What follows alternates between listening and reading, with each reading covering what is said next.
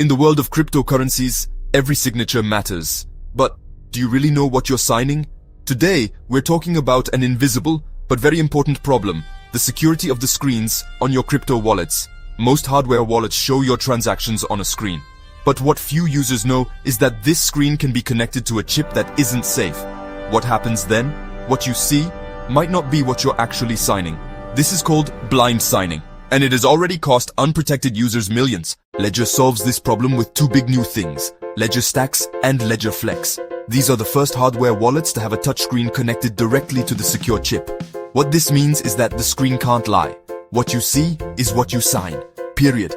And besides being super safe, these devices are nice to use, small, and made to last.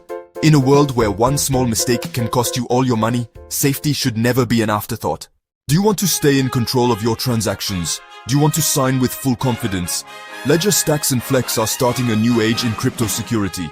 And if you want more clear and helpful content about crypto security and Web3 news, subscribe to the channel, hit the bell, and don't miss a thing. We'll see you very soon for a new video.